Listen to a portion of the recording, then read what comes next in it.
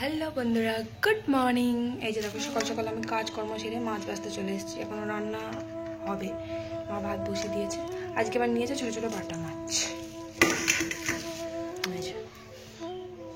মানে কি বলবো, এই ছোটো ছোটো বাটা মাছ আমার গুবলু ছাড়া আমাদের বাড়িতে কেউ ভালোবাসে না। আর বাবা খেতে ভালোবাসে। এই মাছ বাছতেও সময় লাগবে, আবার তোমার খেতেও ভালো লাগে না। করবো, চলো। মা ভাত বসিয়ে দিয়েছে, মা গেছে খিচুড়ি আনতে। আমি এখন মাছটা বাছবো। আমি এই চালটা ধুয়ে দিয়ে আসলাম। এই মাছ কাটতে যে কত সময় লাগবে তার ঠিক নেই। দেখি আমি কাটি মাছটা। আজকে খুচকাচ অনেকগুলোই রান্না হবে। আমার বড় ছেলে আবার এই মাছ ঝাল খেতে ভালোবাসে। দেখি ঝালই করবো। খুব বেশি ছোটো ছোটো নয়, বড় বড়ই আছে। কটা তরকারি করে দেবো আর কটা ঝাল করে দেবো জন্য। বাটা মাছটা আমাদের বাড়িতে খুব একটা কেউ পছন্দ করে না। আমার গুবলু ওই যে মচমচে করে ভেজে দিলে পারে গরম গরম, ওই ভাজাটা খুব ভালোবাসে। আর আমার শ্বশুর মশাই একটু ভালোবাসে ওই মাছটা। ওই জ্যান্ত মাছ ওই যে ওই ঝোল করে দিলে পারে মাছটা খায়, কিন্তু মাছটা খায় না। তার কারণ খুব ছোট ছোট কাঁটা থাকে। আর মাছটা একমাত্র ভাজাটাই ভাল লাগে, আর তরকারির মধ্যে দিলে আমারও ভালো লাগে না। আর বাটা মাছটা সত্যি আমার ভালো লাগে না খেতে। ছোটবেলায় বাটা মাছ এত ভালোবাসতাম, কিন্তু এখন খেতে ভালো লাগে না কেন কে জানে। আর এই বাটা মাছটা বাছতেও সময় লাগে। এই মুখ কেটে তারপরে আঁচগুলো একটা একটা করে ছাড়াতে হয়। আর চুনো মাছ হলে তো ঘষে নিলেই হয়ে যায়, পুরো নুন দিয়ে একটু ঘষে নিলে পরিষ্কার হয়ে যায়। আর আমার বড় ছেলে আবার এই মাছ দেখলে খুব রেগে যায়। এই মাছ আবার ওকে মানে সেই রসা রসা করে ঝাল ঝাল করে করে দিতে হবে, সেই সর্ষে পোস্ত বাটা দিয়ে, তাহলেই খাবে, তা না হলে খাবে না। তো মাছ ভাবছি কয়েকটা তরকারি করব আর কয়েকটা ঝাল করে দেবো ওর জন্য, যেহেতু ও খেতে পারে না। আর এমনিতেই বাড়ি আসে সে অবেলায় 4টের সময় বাড়ি আসে, এসে যদি দেখে এরকম মাছ তাহলে তো হয়ে গেল, আর ভাত খেতেই চাইবে না। তবে আমি রান্না সেরকম কিছু জোগাড় ছিল না বলে আমি মাছগুলো ভেজে মাছগুলো ঝাল করে নিলাম আগে। আর কয়েকটা বড়া ভেজেছিলাম জলখাবার, সেটা আর আমি দেখাইনি, রোজই বড়া ভাজি। তো জলখাবারের জন্য কয়েকটা বড়া ভেজেছিলাম, খাওয়া হয়ে গেছে। আর এই মাছটা শুধু ঝাল করলাম কয়েকটা, আর কয়েকটা আছে সেটা কাঁচকলা আলু তারপরে কচু বেগুন দিয়ে মাছটার তরকারি করব। কচুটা দিলাম তার কারণ আমার বড় ছেলে কচু খেতে খুব ভালোবাসে, আর বেগুনটা দিলাম আমার বর খুব ভালোবাসে, আর কাঁচা কলাটা দিলাম, কাঁচা কলাটা আমার শ্বশুর মশাই খুব ভালোবাসে। আর আলুটা দিয়েছি আমি আর মা খাওয়ার জন্য, কারণ আমরা আলু ছাড়া খেতে পারি না, আলুটা আগে লাগবেই। আর একটা পদ করেছিলাম, সেটা আমি ভিডিওটা কি অন করিনি, আমি তো সেটাই বুঝতে পারছি না। আমি তো ভিডিও এডিট করার সময় খুঁজেই পেলাম না ভিডিওটা। মূলো শাক ভেজেছিলাম, কিন্তু আমার গ্যালারিতে ভিডিওটা নেই দেখছি, তার মানে ভিডিওটা মনে হয় ক্যামেরা অন করতে ভুলে গেছিলাম। ওই মূলো শাক একটু আলু দিয়ে ভাজা করেছি, কিন্তু আমি কেন খুঁজে পাচ্ছি না ভিডিওটা, হয়তো ভুল করে ডিলিট করে ফেলেছি। যা হোক হবে, যাই হোক এই তরকারি কটাই করলাম। এক তরকারি 2 3 4 তরকারি করেছি, 4টে। ওই ডাল করেছি, একটু মুসুর ডাল করেছি, আর এই কাঁচা কলা আলু তারপরে বেগুন কচু দিয়ে মাছগুলো দিয়ে তরকারি, আর ওই মাছগুলো শুধু ঝাল করেছি, আর ওই মূলোর শাক ভাজা আর মুসুর ডাল। 11টার মধ্যে রান্না কমপ্লিট করলাম করে আমাদের পিছনের বাগানে এলাম।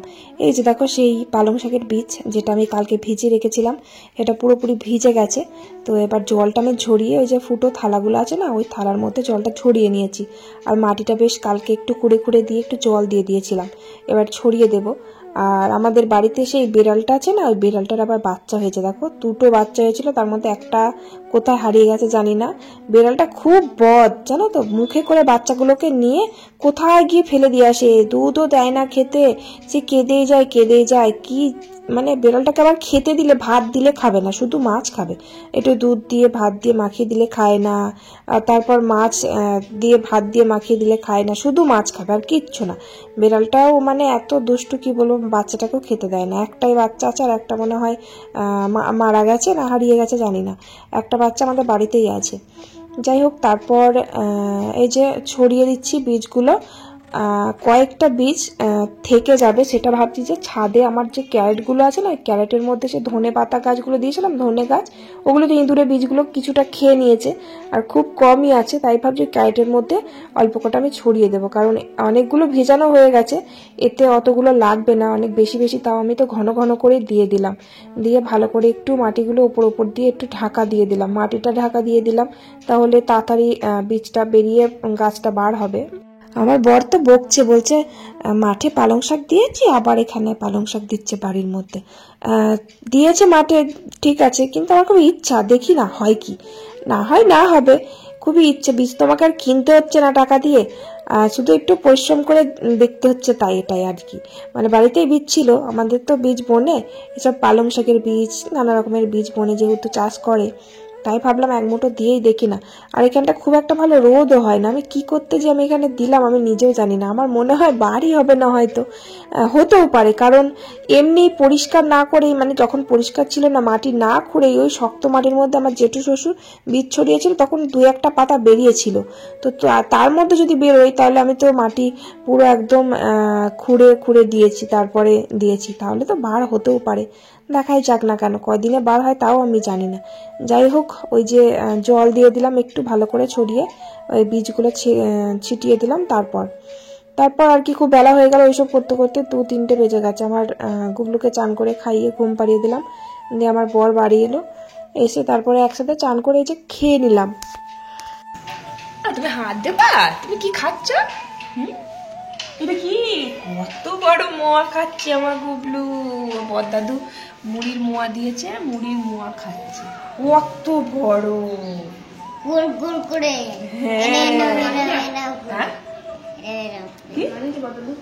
এখন 4:30 বাজে, দেখো স্কুল থেকে এসে খাচ্ছে এখন। আবার ম্যামের বাড়ি পড়া আছে তো আজকে। কত বড়, গুবলুর থেকেও বড় না গুবলু?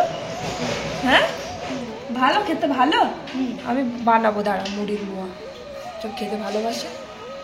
তো জামা কাপড় আছে ছাদে, জামা কাপড় আছে, না না নেই, আজকে তো জামা কাপড় কাছেই নি, গাছে জল দিয়েছি, কালকে জল দিইনি। মুড়ির মোয়াটা আমার বড় ছেলে খুব ভালোবাসে খেতে, আমি আগে বানাতাম, কিন্তু আমি জানো তো মুড়ির মোয়া বানাতে পারি না। তোমরা যদি মুড়ির মোয়া বানিয়ে থাকো না, কিভাবে বানায় আমাকে একটু কমেন্ট করে জানিও তো। যে আমি জানো তো, মানে গুড়টা, মানে যেমন নাড়ু করি সেই রকম ভাবে করে মুড়িগুলো দিয়েছি, আর মুড়ি পুরো ঝরঝরে হয়ে গেছে, মানে যে আমি মোয়াটা পাকাবো, গোল গোল করবো, সেরকম হচ্ছেই না, সে শক্ত শক্ত হয়ে যাচ্ছে। 2-2বার করেছিলাম, 2বারই ওরকম হয়ে গেছিল। তো তার জন্য আমি আর বানাই না। কিন্তু আমার বড় ছেলে খুব ভালোবাসে ওই মুড়ির মোয়াটা, 10 টাকা দিয়ে আমার জেঠু শ্বশুর কিনে এনে দিয়েছে বাজার থেকে, খুব ভালো লাগে খেতে, কিন্তু আমি বানাতে পারি না, এটাই হচ্ছে দুঃখ। তো কেউ যদি বানাতে পারো সেটা আমাকে অবশ্যই কমেন্ট করে রেসিপিটা পুরো একদম ভালো করে দিয়ে দিও, তো আমি আবার বানাবো, দেখবো। যাই হোক, তো তারপর ছাদে এলাম, ফুল গাছগুলো জল দিয়ে দিলাম। ফুল গাছগুলো কালকে পরশুদিন 2 দিন জল দিইনি, কারণ গাছগুলো কেমন মরে যাচ্ছে, কেমন লাল লাল হয়ে যাচ্ছে, বুঝতে পারছি না কি হচ্ছে, জল বেশি দেওয়ার কারণে হচ্ছে নাকি জল না দিই। জল তো আমি দিই, 2 বেলায় গাছে জল দিই। তো এবার ঠান্ডা পড়ে গেছে, 2 বেলা গাছে হয়তো জল লাগবে না, সেই জন্য হয়তো মরে যাচ্ছে। তারপর সন্ধে তো লেগে গেছিল, সন্ধে দিয়ে দিলাম, সন্ধে দিয়ে রাত্রে খাবার বানাচ্ছি। আর আজকে রুটি করব, যেমন রুটি হয় রুটি বানাবো। আর ভাবছি আলু চচ্চড়ি করব, কিন্তু শুধু আলু চচ্চড়ি করব না, আলু দিয়ে, শিম দিয়ে, বেগুন দিয়ে, বেশ দারুণ লাগে, একটু পেঁয়াজ দিয়ে ভাল লাগে, বেশ বড় বড় করে ডুমো ডুমো করে আলু কেটে, আর ওর মধ্যে একটু শিম আর একটু বেগুন দিয়ে দিলে সেই চচ্চড়িটা আমার আবার ভীষণ ভালো লাগে। কিন্তু আমার বর আবার ওই যে বললাম না, ফোড়ন দিলে মোটেই খেতে চায় না, এই 5 ফোড়ন না দিলে কি চচ্চড়ি ভালো লাগে নাকি, তাই উনি আবার ফোড়ন দিলে খেতে চায় না। তাই ওকে কটা বেগুন ভেজে দিচ্ছি, বেগুন ভাজা দিয়ে বেশি ভালোবাসে খেতেও আবার। তা ও 4টে বেগুন দিয়ে খেয়ে নেবে। আর আলু চচ্চড়ি করলাম, যদি ও খাবে, না খেলে আর কি করা যাবে।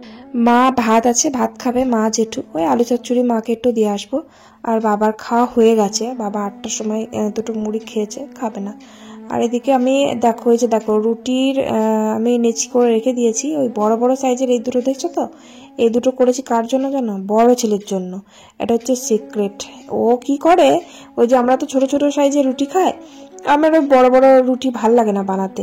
আমার বড় ওই মোটা মোটা রুটি খেতে পারে না, আমিও খেতে পারি না, তার জন্য ছোট ছোট রুটি করি, পাতলা পাতলা, একেবারে পাতলা পাতলা ছোট্ট ছোট্ট করি।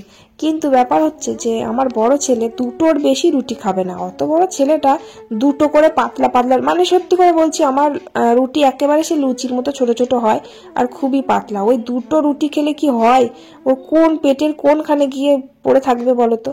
তাই জন্য আমি ওই 4টে রুটিকে ওই 2টো করেছি, দিয়ে বড় বড় করে দিলে দিব্য খেয়ে নেবে। গুনে গুনে রুটি খাবে যারা না, তাদের এরকম করাই ভালো। ওই যে দেখো, বেশি মানে 2টো রুটি খাবে, বেশি চালাকি।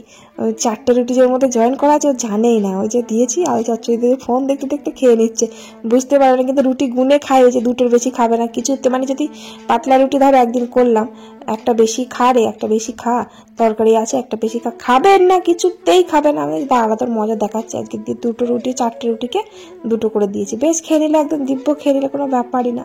আর আমার গুবলু তো ভাতে ভক্ত, ভাত খেয়ে নিয়েছে, হোক ভাত খাইয়ে দিয়েছি, মাছ ভাজা ছিল, মাছ ভাজা দিয়ে ভাত খাইয়ে দিলাম। আর আমি এই যে রুটি আর আলু চচ্চড়ি গরম গরম খেয়ে নিলাম। আমার বড় খাওয়া হয়ে গেছে, খেয়ে শুয়ে পড়েছে, আমার বড় ছেলে খেয়ে উঠে গেল, তারপর আমি খেলাম। চলো ভিডিওটা খুবই ছোট করলাম আজকে, ভালো লাগলে অবশ্যই একটা লাইক করে কমেন্ট করে দিও। ভালো থেকো সবাই, আজকের মতো টাটা, বাই বাই। টাটা কর, টাটা। ওট ওট, কার্টুনটি চালায়।